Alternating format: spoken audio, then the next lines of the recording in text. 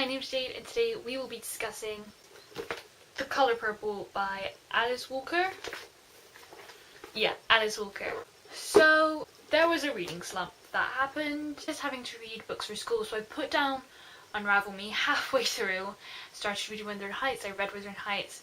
Took a break because Wuthering Heights was so intense, and then I read Atonement not that long after. And then I just didn't read. I don't know if it was Atonement itself, or if it was just the general readingness. I don't know. Reading slump happened and I didn't read for a while. I don't blame school or reading for school. I love English. English is what I want to continue with. So I don't mind reading books for school. Obviously, I'm more than prepared to do that because it's worth it in the end. Because first of all, the books are often good books. Second of all, studying the books is what's fun for me. But for whatever reason, I didn't read. I feel like it was just lots of homework. I was busy. I felt like I couldn't read, I think. So I finished reading Atonement early January-ish.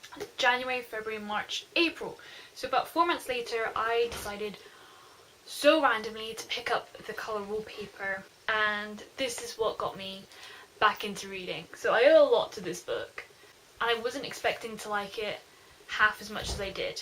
I feel like it was around the beginning of April I started picking up books and trying to get back into reading again. I missed it. I missed making these videos, and I missed just the whole situation. All these videos that I've been putting up are books that I read last year. So putting up this video will give me the greatest sense of achievement, because this is a book that I read this year, and I read Atonement this year as well. But this book I can remember reading, and it wasn't that long ago. After this book, I read Midwinter Blood by Marcus Zusak. After that, I read Birdsong, which is another book I read for school. And then after that came Summertime. A little while ago, I put up a video, and I went through all the books I read over summer, because for me it was a really good summer, and I read a lot of books, and it was so much fun. So after The Colour Purple, Midwinter Blood, and Birdsong, I'm at that summer. And so this whole time I've been playing catch up, trying to put up videos of books that I read more recently, and I feel like I'll always be a little bit behind. I don't know if I'll ever actually catch up, but this is the closest I've ever came. Anyway, this was coming into possession of this and reading this was the most it wasn't intentional at all. This book belonged to one of my great aunts. I'm currently in a sixth form, and the sixth form that I go to is split between two schools, and so I thought I was applying to my school.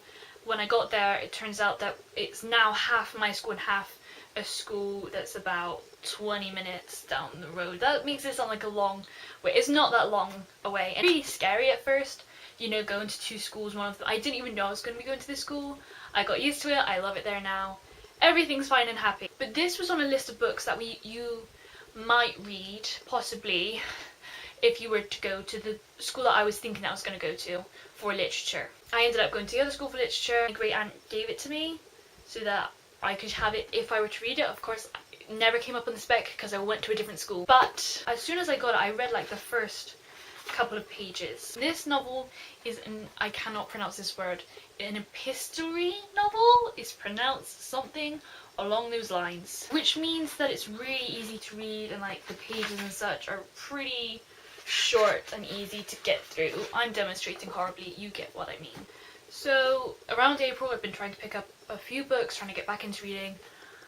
So randomly I picked it up. I was like, you know what, on a couple of occasions I read the first couple of pages, and so I picked it up again and read the first couple of pages, as I've done a couple of times.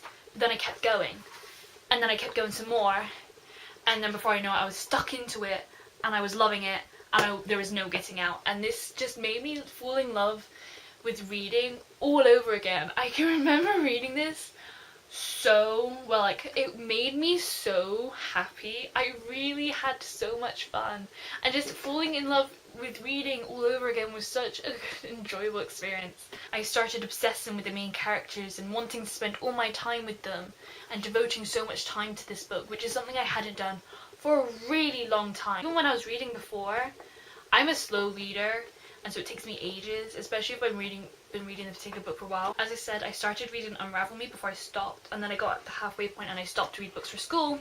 I wasn't enjoying the first half of Unravel Me, and the reading experience that we all know and love, and that we all, want to get with every book that we read. This gave it to me, and it was I needed it so hard. The thirst for it was unbearable, and the relief of having read this was so intense. Now, I sound very happy when I talk about this book, and I am happy. I really enjoyed this book, and it's a book that made me really happy.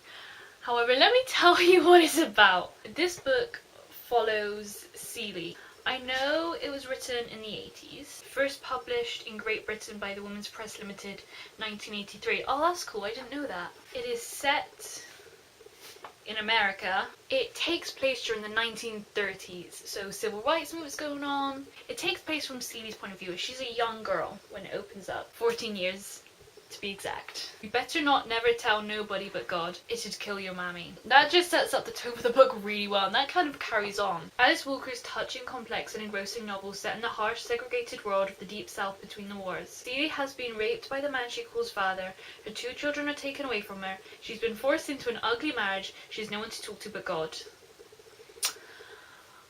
Basically, yeah, it's intense in that sense. So Jade, why are you so happy when you talk about it? Okay, here's the thing. Celie's life starts out pretty bad, and then it kind of just gets worse and worse and worse and worse and worse. And then it kind of plateaus for a little while, and it kind of gets a little better, but then it gets a little worse.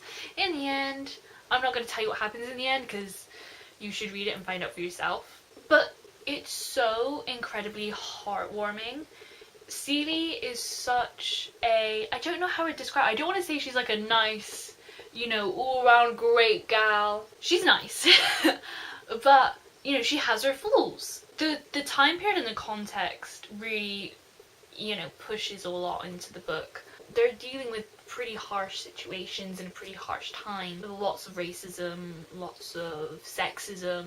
She seems to be a pretty ordinary character. You know, there's nothing overly special. She's not beautiful, and she's not insanely intelligent. She's not the most selfless hero. At the same time, you know, she's not completely horrible and sick and twisted. She's just normal, and so it's really easy to find yourself relating to her and imagining yourself in her situation. I feel like because of that, you find yourself feeling really close to her. I felt like I was right there beside her the whole time. But she still manages to find the strength out of nowhere. It's kind of It's the power of friendship and the power of sisterhood and the power of love. It's one of those. It tells us so much about how people can affect other people. It kind of really makes you really think about the world we're living in today and reevaluate everything. How we treat people, how we should be treating people. And it's just so heartwarming and touching. The lessons she learns, you know, you're following her through her life. So she learns a great deal. And she grows a great deal, and you're right there beside her learning these things with her, and you can't help but feel touched. I couldn't help but feel touched. I've heard a lot of mixed things. Some people read it and they're just like, it's so upsetting, I couldn't get through it. And like, I told my mom how much I loved it, and she was like, oh, but isn't that really depressing?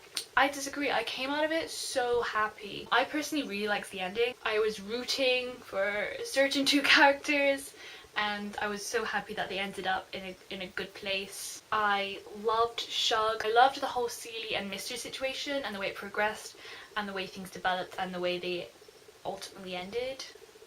I think it was the best ending we could have hoped for. You would expect to hate some of these characters because of, you know, how horrible they're being. I couldn't do it because I feel like it's one of those things where it's the time. They don't know any better, and of course they should know, they absolutely should know better, but they don't, because that's the way they've been told to act. Well, I always feel so bad like justifying these characters for, you know, justifying Mr. for beating his wife or whatever, but he was brought up to think that's acceptable. Of course he should know better. I'm not saying it's excusable in any way, shape or form, but I don't hate him.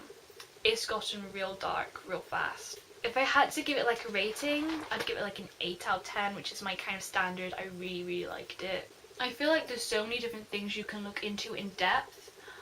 I want to keep this spoiler free, so I'm not going to do that.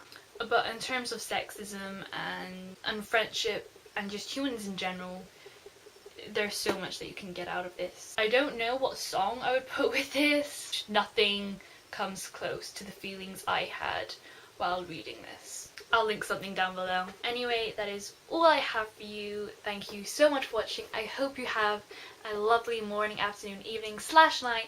My name's Jade. I hope I see you again next time. Goodbye. You better not never tell it. There's so many. This is like there's a quadruple negative. This is so hard to read. I feel like I'm just a head, like bobbing. Like, can you see my hair? Is that, oh look, there's my head. Jade's just a head. She has hair. She's just a head.